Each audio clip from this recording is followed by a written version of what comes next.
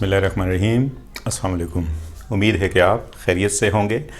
Today's topic is electrocardiogram.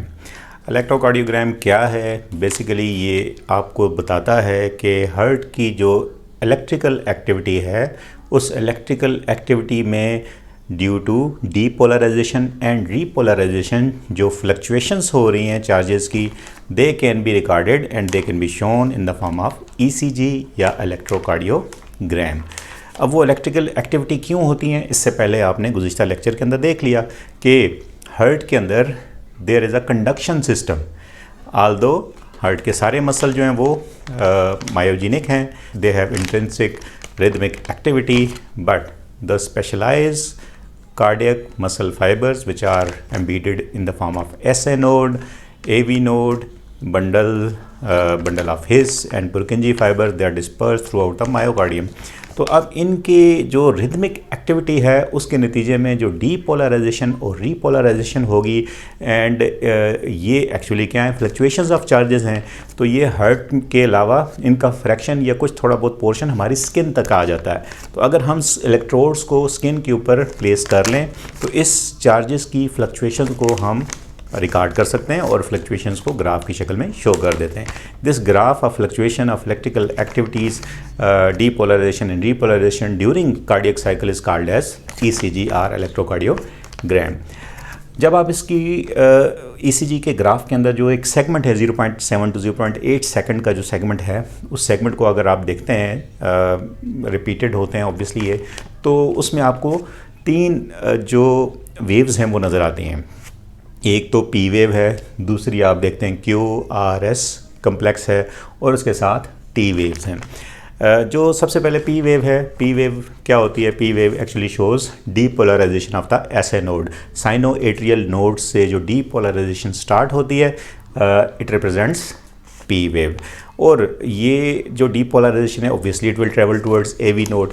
तो P wave actually represent depolarization of SA node, and जो atrial myocardium है उनकी contraction को show करेगा।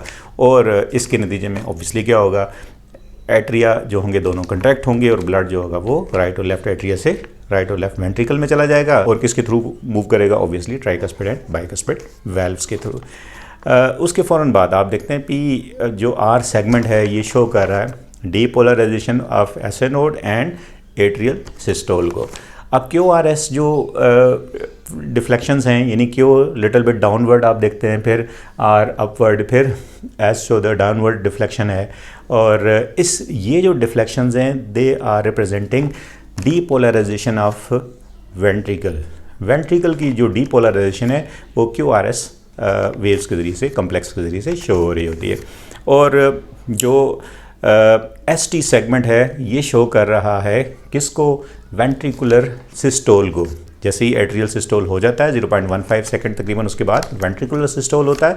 It is due to Q R S depolarisation stage जो start होगी, and it will cause ejection of the blood from ventricles to pulmonary and aortic trunk.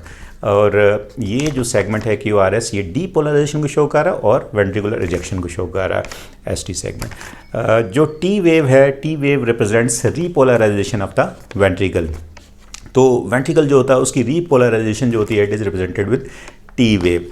अच्छा, अब इसमें एक तो पी आर सेगमेंट है और दूसरा एस टी सेगमेंट है। पी आर सेगमेंट जो होता है वो एट्रियल डीपोलराइजेशन और एट्रियल सिस्टोल को शो करता है, और एस टी सेगमेंट जो होता है it shows starting of the depolarization of the ventricle and ventricular systole. जबकि टी वेव जो होती है वो वेंट्रिकुलर डायस्टोल को शो कर रही होती है।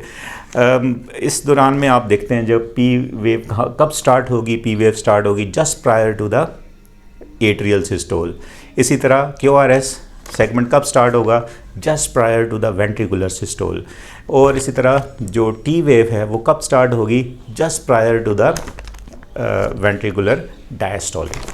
तो ये जो मुख्तलिफ जो इसके अंदर आप देखते हैं कार्डियक साइकिल के दौरान जो इवेंट्स होते हैं, these events can be represented in the form of ECG, and this fluctuation of the electrical activity during cardiac cycle is collectively called as electrocardiogram. और इस इलेक्ट्रोकार्डियोग्राम के ज़रिए से हार्ट के अंदर जो abnormalities हैं, एरिथमियाज हैं, या जो इसके मुख्तलिफ सेगमेंट्स के अंदर जो ड्यूरेशन के अंदर वेरिएशंस हैं, तो उससे हार्ट के प्रॉब्लम्स को डिटेक्ट किया जा सकता है to some extent. Thank you so much and have a nice day.